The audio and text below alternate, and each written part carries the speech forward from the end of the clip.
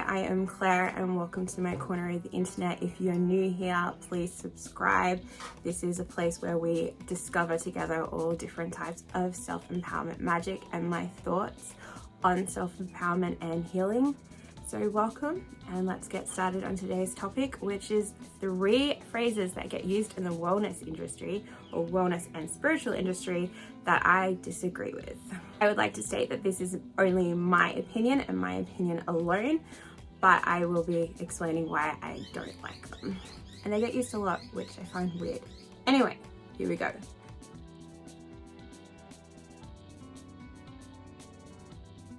Phase 1 that irks me a little bit, well, actually quite a lot, is love heals everything. It doesn't.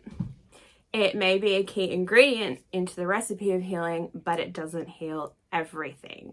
And the way it gets used is in a way that kind of reminds me of people saying you need to find someone to complete you. You don't. You don't. If you are feeling like you need someone to complete you and make you feel better and heal you, this is when we get into situations where we settle for toxic partners or we stay in a relationship because we don't feel like we deserve better.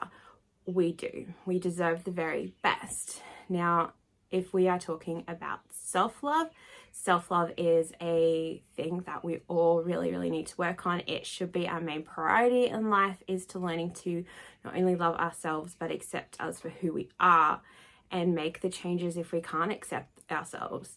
Self-love, again, is the key ingredient. It's probably more important of an ingredient than finding outsource love, but it is a ingredient. It's not going to be the cure or the behold end all.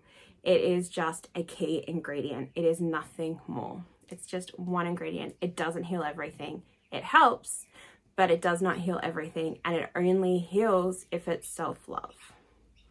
Now, there can be the argument to saying, I've met a really great partner, I've never experienced this kind of love before, I've never felt secured, I've never been in a secure, loving relationship like this. That is healing. It is, don't get me wrong, it is, but only to a certain extent. And you can only have that kind of relationship if you've already started working on yourself and upped the love that you give yourself. I am a true believer that we get the love that we think we deserve. So if we're not loving ourselves and we can't love ourselves, we can't expect a person like in the outside world and externally to love us at a higher level. It just doesn't work. It turns into a toxic. A relationship should be 50-50, and if you love yourself a lot and you're proud of who you are and you are an embodiment of that pride and that self-love, you're going to attract someone who will equal that and who will love you on that same level. And I think that's important. So stop trying to find the external love to help heal you. Start looking internally. And remember, it is a key ingredient, but it's not the whole recipe.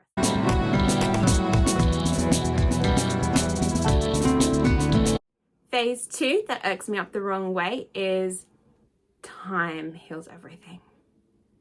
It doesn't. This is complete and utter BS. There's many different reasons why, but the one that I want to talk a lot about today is time is a social construct. It is there, I've said it. Our physical and emotional beings do not understand time. They're not watching the clock. They're not going, oh, it's been 3 years. This shouldn't be affecting us anymore. Let it go. It doesn't work like that.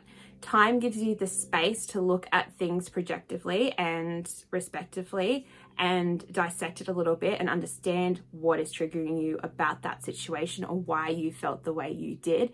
And it might give you the space to build systems and routines and little rituals that can help you when you are triggered. But it doesn't mean the trigger is going to be less just because time has moved on.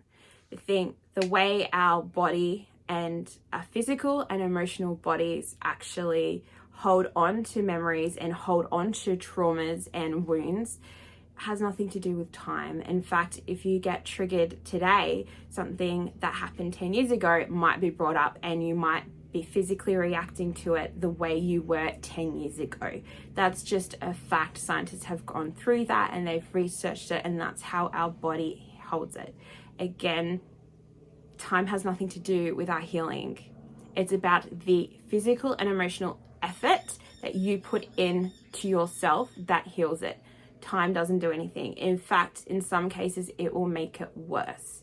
So we need, especially if you leave it. So you need to have a goal of healing and you need to actively work towards it. And the more you actively work towards it, and as time goes on, while you're in the healing process, it will become easier. And that's, I think, where the term time will heal everything comes from. It's because if you're actively working towards it, it does take time. So you're like, oh, 5 years have passed and it doesn't hurt me anymore, but you have been actively healing it. That is why. It has time itself doesn't have anything to do with it.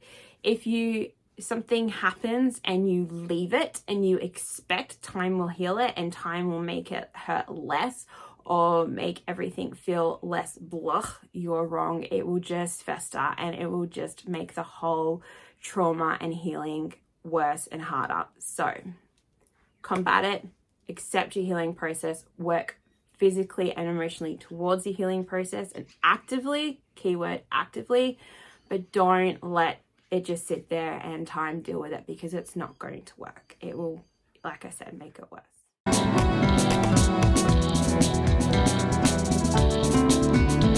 Phase 3 that really irks me the wrong way is seeing, well, it's not really a phase, it's a thing. It's seeing ego as a bad thing. I have been in so many social circles and so many spiritual and wellness circles where people are like, you need to get rid of your ego. You need to face your ego. You need to delete your ego. You don't. Ego is a good thing. It gives us drive. It gives us responsibility. It makes us value things. It makes us work towards things. And it gives us the confidence to move through things.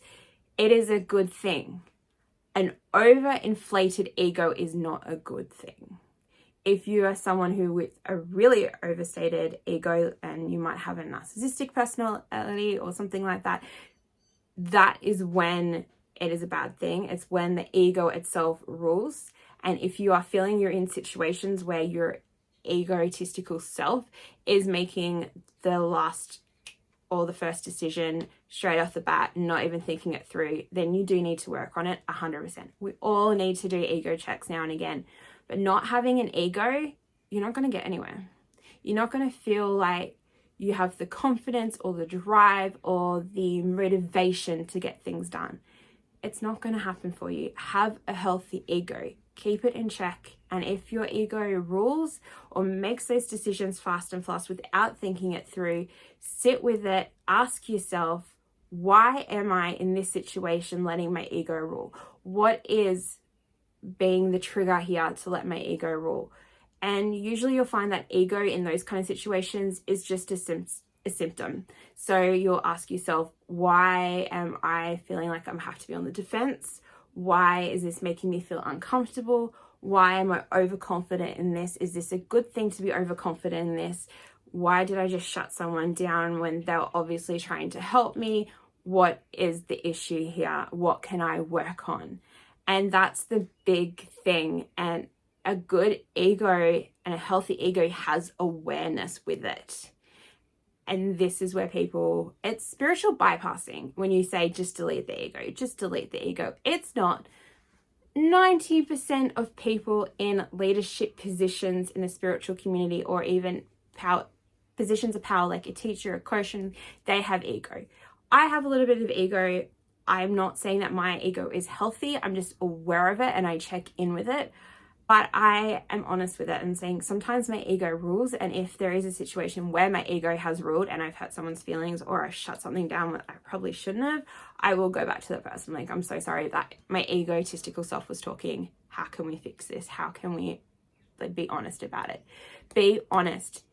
An overactive ego is a symptom of trauma and it's a trigger for something and it's triggering something and you need to work out what it is before you really sit down and go through it. So let me know in the comments down below if you found that interesting. Did it make you think about something differently? Do you agree? Do you disagree? But the big thing to take with those 3 phases, and I do feel like they're a little bit bypassing and they sometimes can be used in a toxic manner. Sometimes they are used in a really great manner. And it's like everything, there's a pro and a con to it. There's a healthy side to it and toxic side to it. So your job as a human going through this existence is to be aware of that and critically think for yourself and really feel into it. But remember, you're only human. You're here for the emotional journey and the mundane journey. Don't beat yourself up too hard about things, and accept and allow your healing journey to go as fast or as slow as it needs to be. Sometimes we do get stagnant and it feels stagnant, and sometimes we just give up. But we need to really value the difference between the two and understand, are we doing enough?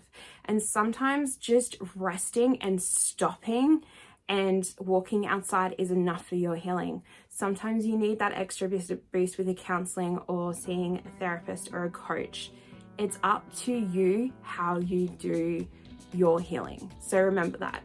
It's your healing and it's your way, and what works for one person might not work for another person. But please let me know what you thought in the comments. I hope you found this video enjoyable, and I hope you are having a beautiful day wherever you are.